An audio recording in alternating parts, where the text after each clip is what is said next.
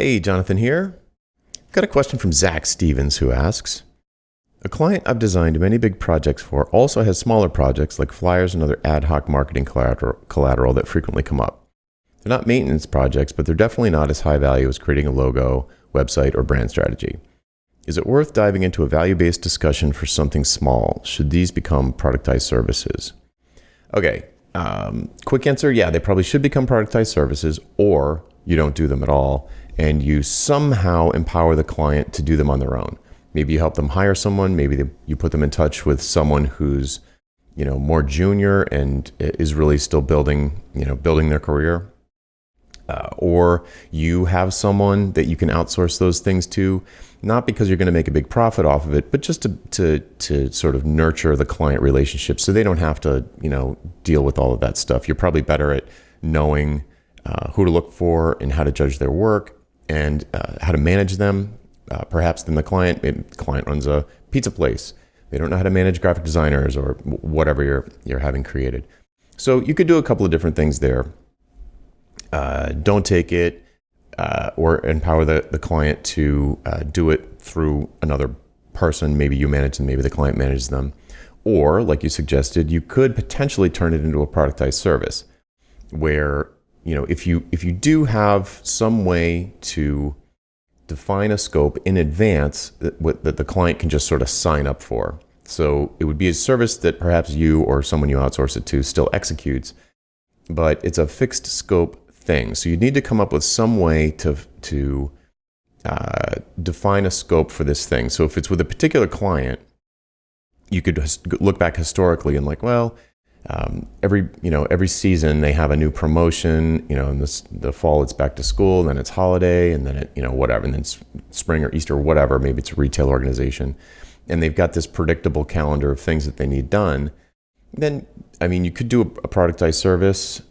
You could do it I would probably do it as a productized service. So every once in a while they could do, this, just say, hey, we need a new flyer, a seasonal campaign package. We need all new marketing materials for the seasonal campaign package.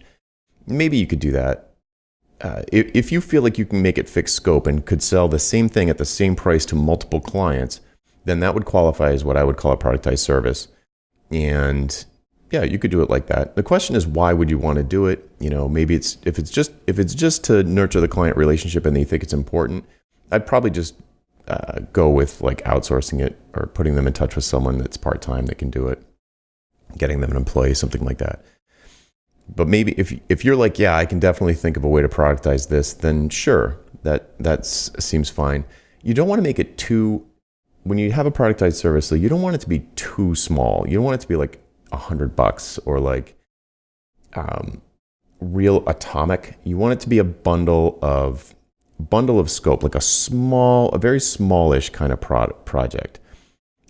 So it's kind of hard to really talk about whether or not it should be productized here, but because I don't know exactly what's involved, but it's possible you could do the productized thing.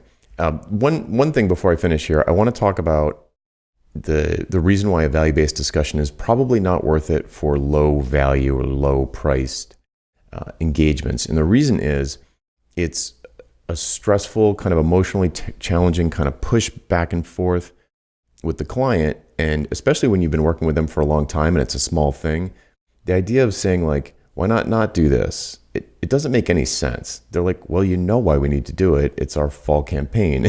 Back to school is happening. So we have to do this.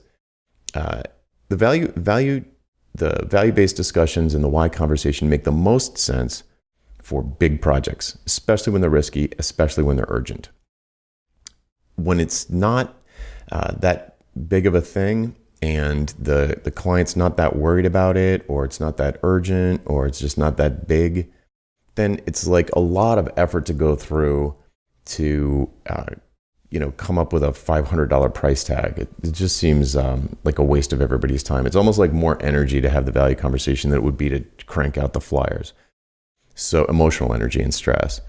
So value-based discussions and the why conversation make the most sense with a big project. And often, usually a new client too.